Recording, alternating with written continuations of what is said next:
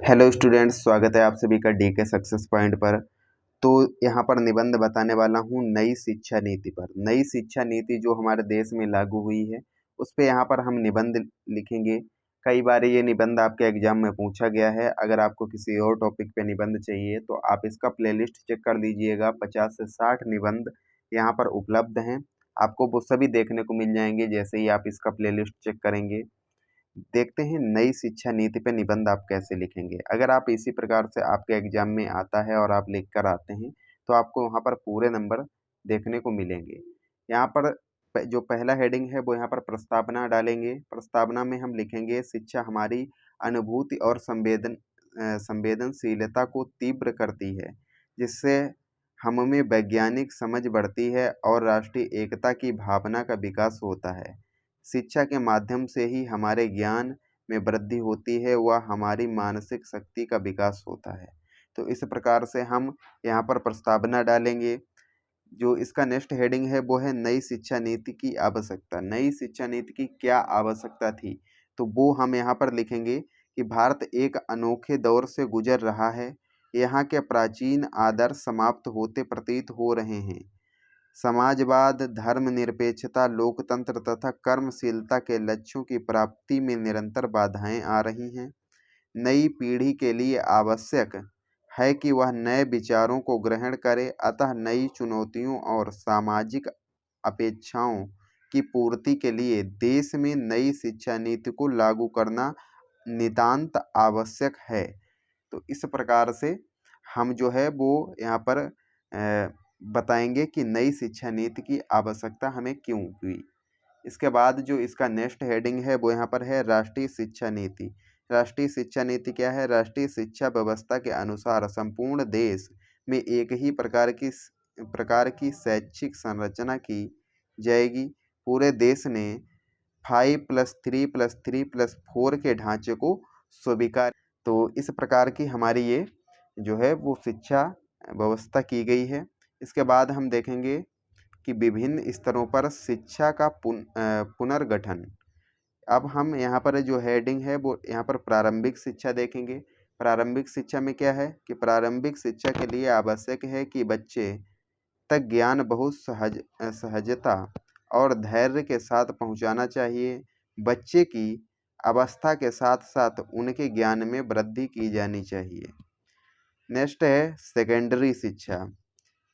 यह वह मंजिल है जहाँ छात्रों को विज्ञान, मानविकी और सामाजिक विज्ञान की आधारभूत जानकारी से परिचित होना चाहिए। सेकेंडरी स्तर के छात्रों को राष्ट्रीय परिवेश और इतिहास की जानकारी भी होनी चाहिए। इसके बाद यहाँ पर नेक्स्ट हेडिंग है इसकी गति निर्धारक स्कूल। गति निर्धारक स्कूल क्या है? कुछ बच्चे उम्र की अपेक्षा अधिक प्रतिभाशील होते हैं। उन्हें अच्छी शिक्षा प्राप्त करा के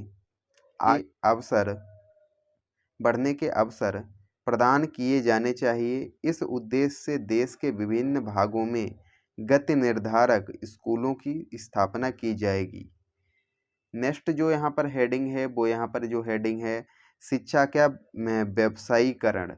शिक्षा का व्यवसायीकरण इसकी नेक्स्ट हेडिंग है, देखते हैं।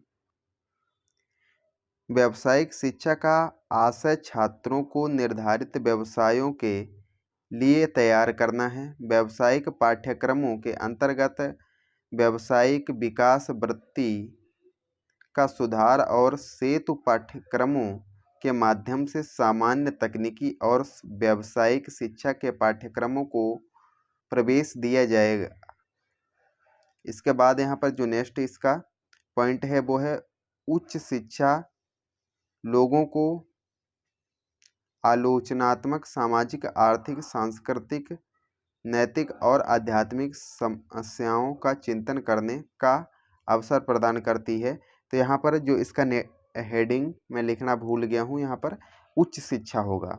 उसके बाद यहाँ पर जो नेक्स्ट हेडिंग है छठवां वो है खुला विद्यालय। खुला विद्यालय यहाँ पर क्या होगा?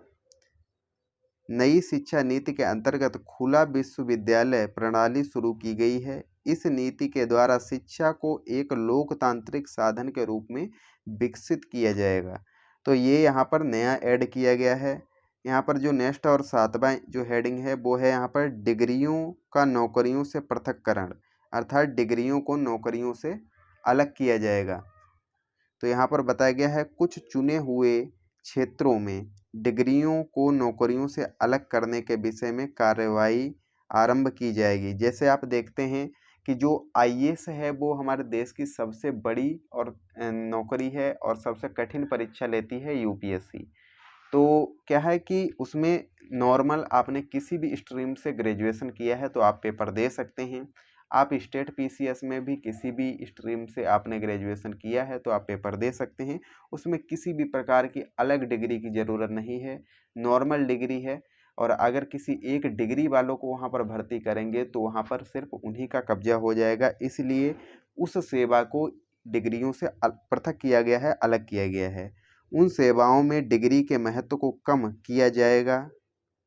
इसके द्वारा उन लोगों को न्याय मिलेगा जो निर्धारित नौकरी के योग्य होने पर भी डिग्री के अभाव में उस नौकरी से वंचित रह जाते हैं। डिग्रियों को हटाने के लिए राष्ट्रीय परीक्षण सेवा जैसी उपयुक्त व्यवस्था कुछ चरणों में कायम की जाएगी। इसके बाद यहाँ पर जो नेक्स्ट हेडिंग है वो यहाँ पर है उपसंहार। उपसंहार इसकी नेक्स्ट हेडिंग है। वहाँ पर आपको लिखना है कि भारत में शिक्षा का भावी स्वरूप इतना जटिल है कि उसका सही अनुमान लगा पाना असंभव नहीं है। फिर भी हमारी उस सांस्कृतिक परंपरा के कारण जिसने हमेशा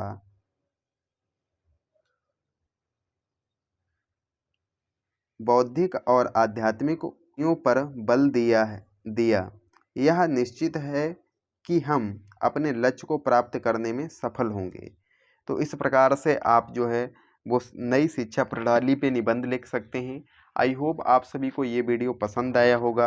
अगर वीडियो पसंद आया है तो आप वीडियो को लाइक कर दीजिए। चैनल पे पहली बार आए हैं तो चैनल को सब्सक्राइब करके बेल आइकन को प्रेस कर दीजिए, जिससे हमारी नई आने वाली वीडियो की नोटिफिकेशन आप सभी को मिल जाएगी। मिलते हैं नेक्स्ट वीडियो में, तब तक के लिए जय हिंद, जय भारत, वंदे मातरम।